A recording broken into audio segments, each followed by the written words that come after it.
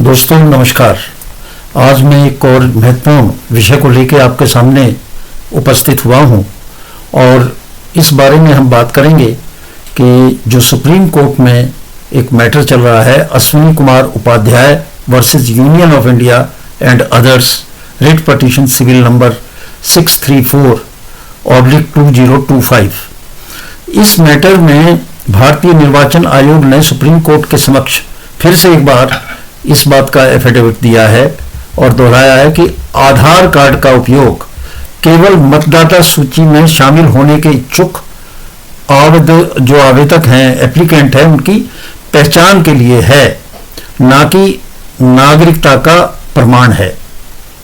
तो ये मामला चलाया हुआ था एक PIL में, जो अश्विनी उपाध्याय हैं, तो उन्होंने कहा कि साहब जो ये आधार कार्ड है इसका उपयोग हो रहा है सिटीजनशिप लेने के लिए या रेजिडेंस का प्रूफ उसके लिए या डेट ऑफ बर्थ के लिए।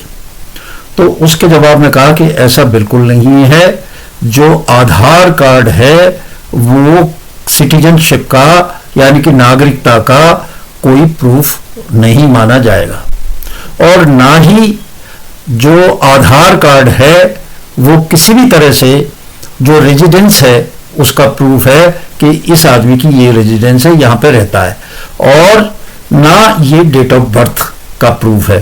तो आधार कार्ड ना तो नागरिकता का प्रमाण है, ना ही उसके रेजिडेंस का प्रूफ है, और ना ही डेट ऑफ बर्थ का है।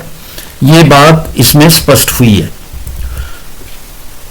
कि और सेक्शन 9 है आधार कार्ड का, आधार एक्ट का 2016 का 2016 का, उसमें भी आधार को सिटीजनशिप का प्रूफ नहीं माना गया है और ना ही रेजिडेंस का प्रूफ माना गया है।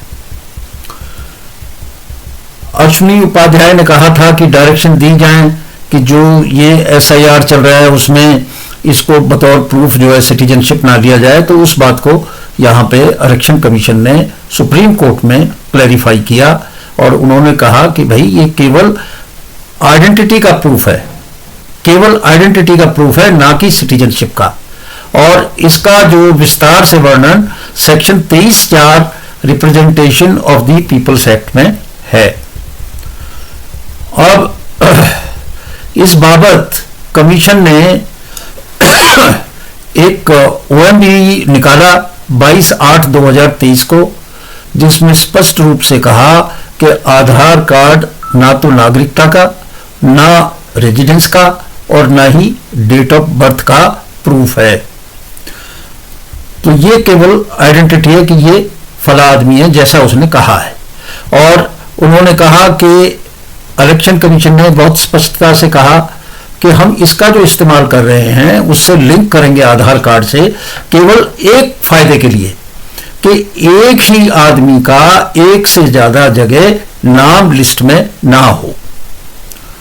उन्होंने ये भी स्पष्ट कहा कि जो बॉम्बे हाई कोर्ट का जजमेंट है state of Maharashtra versus UIDAI और क्रिमिनल रिट पिटीशन है 3002/2022 का, उसमें भी साफ तौर पे कहा गया कि आधार डेट ऑफ बर्थ का प्रूफ नहीं हो सकता।